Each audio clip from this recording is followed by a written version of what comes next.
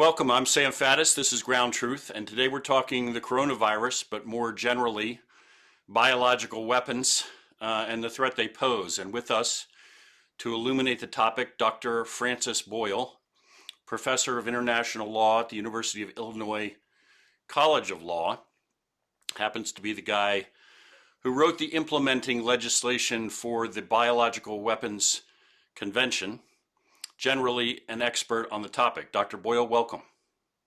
Thank you, Sam, for having me on, and my best to your audience. Well, let me start this. Usually when I do an interview like this, I kind of try to start foundationally and then build up. But I think today I'd like to sort of attack the problem from the other end. Let's start with coronavirus. You have, I mean, as we're filming this, the coronavirus is still sort of raging in China, and I think the scope of the real problem, well, unclear at best.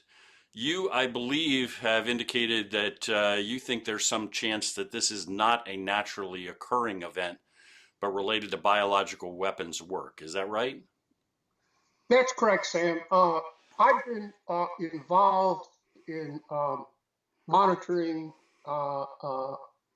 biowarfare work since the early 1980s, when the Council for Responsible Genetics, headquartered in Cambridge, Mass, that had all the life scientists from Harvard and MIT, asked me to serve as counsel to them. And they were the ones, I gave a briefing on their behalf in Congress in 1985, dealing with the problem of DNA genetic engineering for biowarfare purposes, and saying we really needed domestic implementing legislation for the Biological Weapons Convention first, and second, that this domestic implementing legislation had to also deal specifically with DNA genetic engineering. So the council asked me to draft it, and it was approved unanimously by both houses of Congress, signed into law by President George Bush Sr. I was invited to the signing ceremony there at the White House, but Gorbachev came to town and it was canceled, so okay. I didn't get my souvenir pen. But since this time, yes, Sam, I have routinely monitored outbreaks of disease for both humans and animals around the world, just to see if there might be a biowarfare agent at work. And it's just, part of my professional duties as I see them. And when the Wuhan coronavirus started, it immediately attracted my attention, supervision, monitoring, whatever you could, and me considering, different possibilities for what happened here. And, this bat baloney is, it's just nonsense. And now they've come up, the Chinese have come up with Panglovic. Well, I'm not here, Sam, to bash the Chinese government because it's communist or anything like that. Under international law, they're entitled to have whatever government they want to. But it's just propaganda. Right. And eventually, I reached the conclusion that this coronavirus must have leaked out of that Wuhan Biosafety Lab 4 that was set up there, I think, starting about 2017. As you know, these BSL4 labs, which we have 13 of them here in the United States, and I've given many interviews on this, do research, development, testing, stockpiling of every type of hideous Nazi-type biological warfare agent you can imagine, and the most dangerous in the world. And this Wuhan lab was set up precisely for that purpose.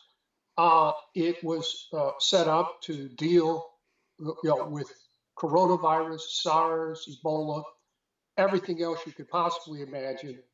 And in addition, it had been reported over the years, and I had commented on it, that there were at least 2 leaks of SARS out of this lab. And basically, SARS is coronavirus is something that's quite common. It's the common cold, even the animals have it. But SARS, in my opinion, is a weaponized version of the coronavirus, and it had leaked out of this lab at least twice before. I wrote a little, list of some friends to get their feedback. So it did seem to me that that's the most likely source for this coronavirus, and certainly not bats or the fish market. Indeed, the first victims had nothing to do with the fish market. Right. Right. Not. And the first victim was reported December 1. And it seemed to me that then the incubation period, now they're saying, could be up to 24 days. So my guess is at the beginning of November or so, it was reported right up the chain of command there in the PRC that there was a leak. And they have been lying about it and covering up about it ever since. And you just can't believe anything coming out of China on this.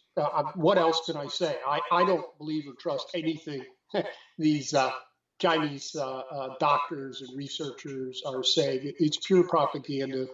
And they covered up on the SARS epidemic, right? Pandemic. Everyone agrees on that. They covered up on that. And they've been covering up on this one. And I'm not, our government would have covered up too. Let me be honest about that. But I believe that's what's going on here. Now, if you look at what is credible evidence coming out of this, and I've read studies, not coming out of China, okay, but other studies, it appears that, yes, indeed, this was DNA genetically engineered. It's what is called a chimer. It has several elements. First, it has SARS, which is weaponized coronavirus to begin with, that lab had been dealing with. Also, there was the study by the Indian scientists. It also had the genetic material in there for HIV. And I read that study. And the whole thing in the pictures, it seemed pretty convincing to me. It looks like the political pressure was applied to them to withdraw that study. But I take it that was political, because I read the study. It looked pretty credible to me. And it also appears to have been mated with the flu virus. So it has gain of function properties, which means it's been genetically engineered to be far more lethal and far more infectious than, say, SARS. SARS has a radius of maybe 3 feet. Here on this Wuhan coronavirus, everyone admits it's at least 6 feet, and that's an it travels through the air, say. Right. So that's an indication that it's gain of function, and it could only have been DNA genetically engineered to do that. So that is my opinion, Sam, as of this time. Right. To be sure, I'm prepared to change this opinion. I have no personal stake here. I'm not making money off of this. Of course. If credible evidence can be brought to my attention, I'll review it. This panglobin stuff is baloney. I mean, they've been around since the dinosaurs, and you mean all of a sudden, out of nowhere, in the year 2020, they became more dangerous than the Spanish flu virus? Well, that's preposterous. This is just propaganda coming out of China between you and me, Sam. Right. So for those of you who are not tracking this in minute detail, the panglobin is another animal that the Chinese are claiming has somehow communicated this to humans. Let me go back and just touch on a few points that you have hit, but I want to emphasize for those who are not really covering, who are not really following this in intimate detail. A BSL4 lab is what? What's that mean? biological safety level 4? It's the highest level of security that can be applied to biological warfare agents. Basically, you've probably seen some of these movies and Sure, things. sure. People are wearing moon suits Right, when they deal with these agents, and they have their own air supply and stuff like that, their airlocks. And they tell us, "Oh, this is secure." Well, that's baloney. All these BSL4s leak, right, and I think, this is a leak here. I don't, I don't think it was deliberate. I did right, consider covert sabotage, right, uh, but right now, all the evidence I've seen and been able to put together, it was a leak, and there have been at least two leaks there before with SARS, which the Chinese covered up. Here in the and this, I believe, was the first BSL4 facility lab they had over there.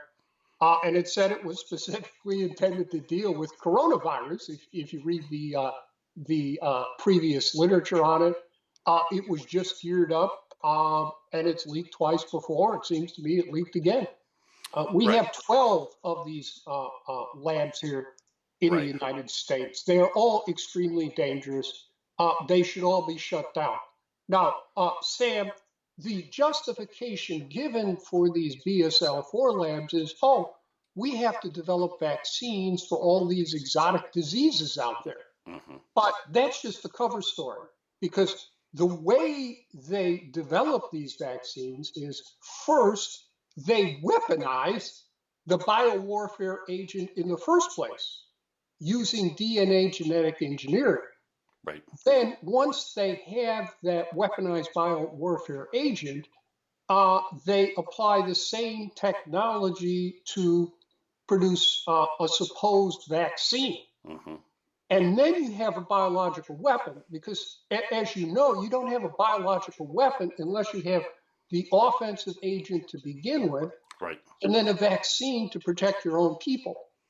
And so, oh, sure, they might be producing vaccines, but only after they've weaponized the agent and then sort of reverse engineered the technology. That's what this BSL4 is doing. That's what all of our BSL4s are doing here in the United States. And at the end of the day, these things all leak. Something gets out. right, Human beings are human beings. right. And we make mistakes, and things go wrong. That's just, I'm sure you know, the way Sure. extremely complex, Hmm. sophisticated technological facilities interact with human beings. Things go wrong. So if I understand your thesis here, and again, you've made clear your caveats, which is this is your opinion as it stands now, and you're open as anybody would be to revising that opinion if there's different evidence. But your opinion is that this coronavirus leaked from this BSL4 lab, which is very close to the city of Wuhan, but also that this is not just a naturally occurring virus that got loose, that this is a virus that has been played with, bioengineered, weaponized to a certain extent. Am I tracking? Yeah, it's completely weaponized and extremely dangerous. We have never seen anything before this dangerous it released in the public. There very well could be biowarfare agents this dangerous in our own labs here in the United States. I suspect there probably are. Um, and that is why, in my opinion, you see President Xi taking such draconian measures over there in China. Look at all the cities Mm-hmm. shut down, even Beijing. I'm not here to criticize President Xi for taking these steps, but I'm sure there's been a report up to him as to how dangerous this stuff really is. And he has ordered these draconian measures to try to contain it. Mm-hmm. I don't know yet if it has been contained in China, because you can't believe any of the Right, statistics that they right. they are giving us. So we really don't know. It's extremely dangerous. I think Xi understands that this could undermine his regime and lead to the collapse of the communist system, which is why they're saying this is like a war over there. So the fact that he's taking these steps indicates to me he knows how dangerous it really is. Yes. What are the specific aspects of this disease, this outbreak? When you say it's extremely dangerous, what are the specific characteristics that are really worrying you? Well, first of all, all this propaganda, flu is worse than this, that, and the other thing. The lethality rate of this biowarfare agent is anywhere from 15%, that's Lancet, to about 18%. British virologists have reported their studies now, it could be up to 18%. So, SARS was what, about 10% or something like this. Second, the infectivity rate, it's 83% of people who are exposed to this get it. So, maybe 3 to 4 people at a minimum get this who are exposed to it. Next is the, I would say, the rate of these droplets. They can travel through the air. This is gain of function technology that has already been reported, and I've opposed here in the United States, up to at least 6 feet, maybe more, but at least 6 feet. You'll see even, without explaining why, even the CDC is saying, well, it's 6 feet at least. Why is it 6 feet and SARS is only 3? Simple. DNA genetically engineered gain of function.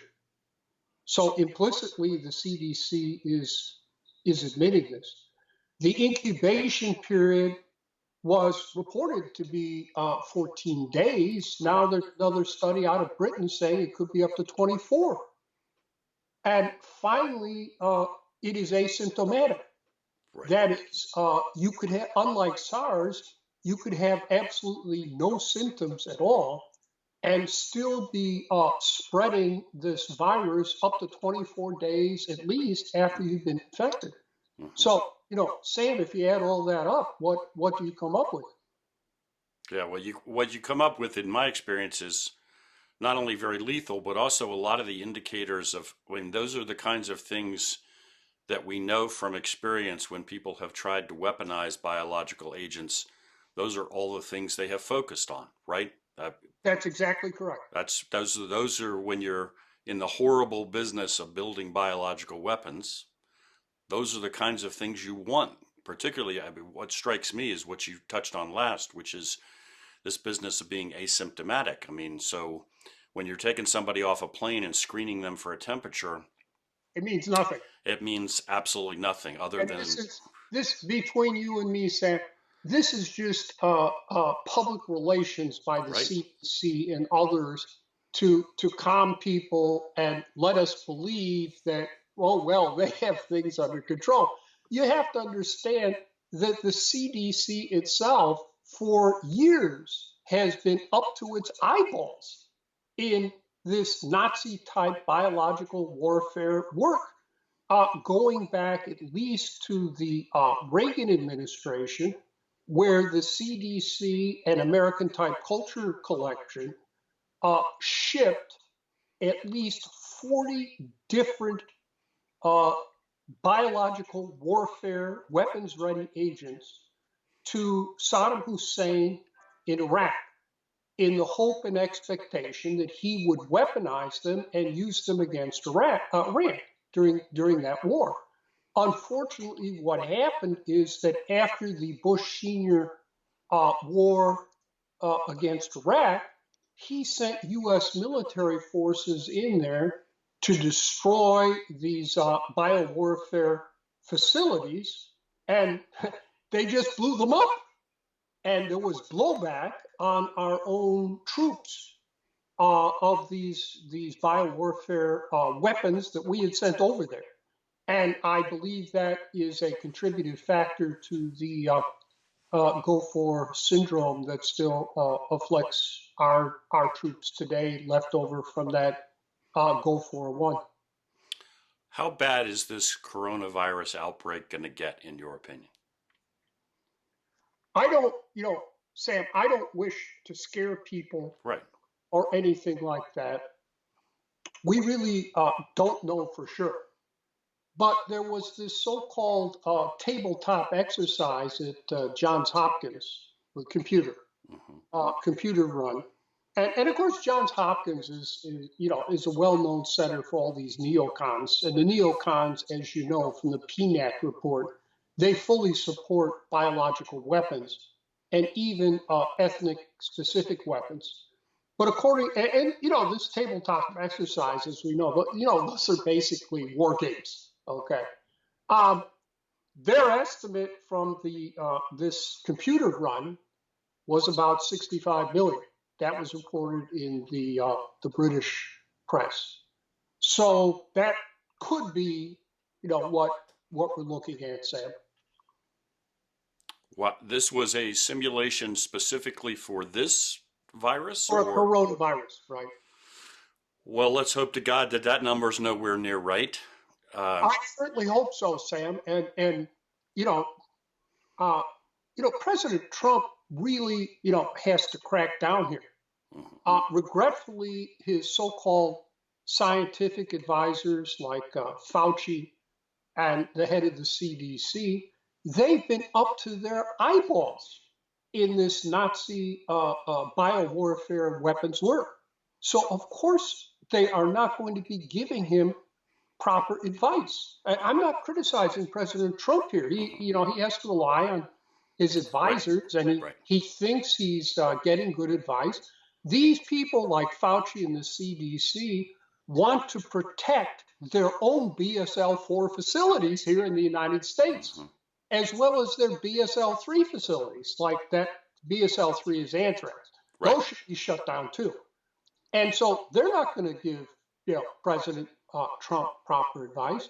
Now, we've read that the White House technology advisor has then asked the President Trump has asked the National Academy of Sciences to give an opinion on this. I know Senator Cotton has said he believed it was a biowarfare weapon. Right.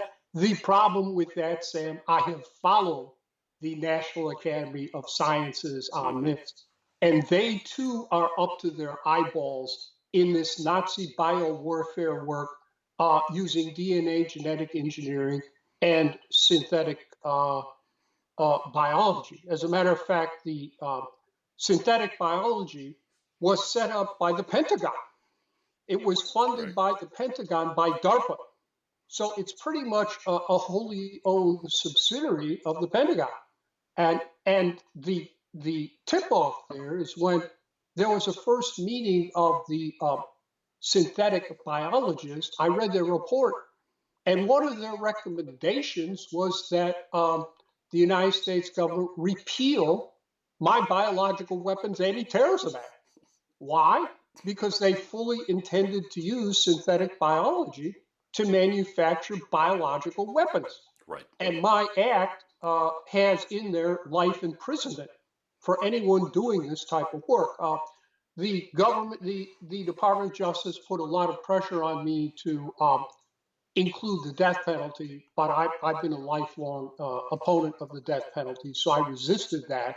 Right. But I put life in prison in there just to try to get everyone's attention. Unfortunately, it didn't, because the last time I crunched the numbers, Sam, I believe it was 2015, we had spent about $100 billion on the research, development, testing, stockpiling of biological weapons.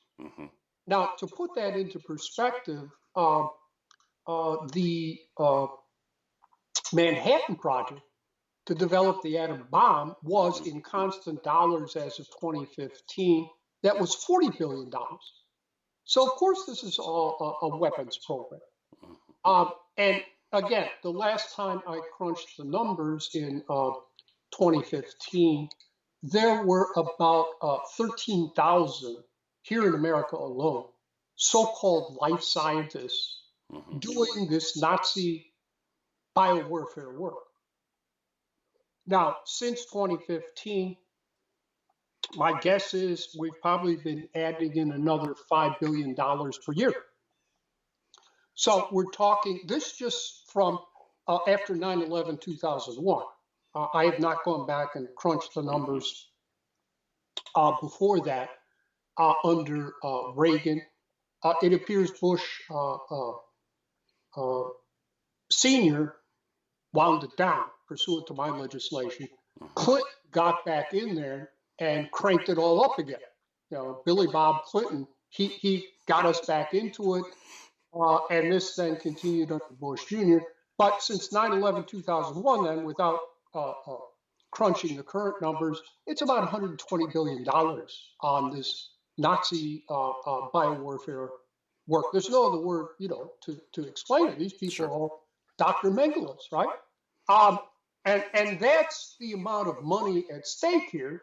And this is exactly why people like Fauci and the CDC, the National Academy of Sciences, are not giving, I so far have not given President Trump proper advice. As you know, President Trump, and again, please understand, I'm not criticizing President Trump here. Sure. That's my purpose. This is a matter of public health. As you know, he called up President Xi over there, or Xi called him, and commended Xi for doing such a great job. Well, we know that Xi has been lying through his teeth since probably mid-November last fall. So obviously, President Trump has been disadvised as to what is going on here. He should have, and there was follow-up with some tweets again, commending President Xi. Well, I don't think you have to knock President Xi, but I do believe that President Trump really needs to take effective measures to protect this country, to protect the American people, and to get a team of outside independent experts and scientists in there who have never taken any of this Nazi biological warfare weapons money to give him proper advice, just for the well-being of this country and the American people. The fact that he repeatedly commended President Xi, to me, indicates he's not being given proper advice. I don't know how you see it, Sam. How do you see it? Well, all of this concerns me, and one of the factors that I would say personally concerns me tremendously is this. I think that even folks who have good intentions tend to assume that foreign scientists, foreign leaders are acting in good faith and attempting to give them valid information. And if you don't understand the nature of the Chinese system, the systemic propaganda, the manipulation of data, the entire system, forget about biological warfare, is built on this, on suppressing bad news, suppressing anything other than a formally approved narrative. So if you ask the Chinese for a number, it is, absent independent corroboration, in my opinion, it's irrelevant. Other than as a mark of the low end of the possible spectrum. And I hope to God that these numbers like you've thrown out are wrong, but I think as a matter of common sense, every number coming out of China is meaningless. That data cannot be relied upon. And it does bother me, coming back to your point in regard to the president, that as you said, he can't be an expert on everything. He's got to rely upon the advice of his scientific advisors. And if they're actually telling him to pay attention to what the Chinese are saying, I think he's being given very bad advice. Right. That's my conclusion. I'm not here, again, we all have our opinions on President Trump. I'm a political independent. I didn't vote for Trump and I didn't vote for Clinton. So fine. I'm just trying to be objective Yeah, here. this is not politics. My analysis. We're not talking politics. We're talking trying to save lives. That's Dr. correct. Boyle, I really appreciate the amount of time you've devoted to this. We may, if we'll see where we are in a couple of weeks, maybe we'll touch base with you again. I hope to God not. I hope to God that we have turned a corner by then, but we Well, I will. hope so, Sam, and I appreciate the interview. I think it's been productive. We've, I agree. covered on some important points. I do hope you could get it out there on the internet. To tell you the truth, Sam, I have been censored off of all the mainstream news media here in the United States, deliberately blackballed since the first week of November 2001, where I blew the whistle on Amerithrax and publicly stated that Amerithrax had come out of a U.S. Biological warfare program. I gave an interview to Fox News in Boston when I was conducting a panel out there at Harvard Divinity School on biological warfare for the Council for Responsible Genetics that I've worked with for many years. Mm-hmm. And then I gave an interview to a radio station in Washington, D.C.